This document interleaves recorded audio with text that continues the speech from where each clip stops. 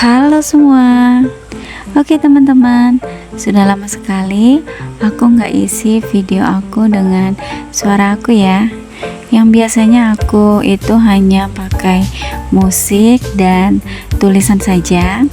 Nah, di video ini aku mau isi video aku dengan suara aku ya teman-teman. Oke teman-teman, kali ini aku lagi mau masak sup ya teman-teman. Dan ini cara aku masak sup. Walaupun dengan cara yang simple, tapi rasanya tetap enak ya teman-teman.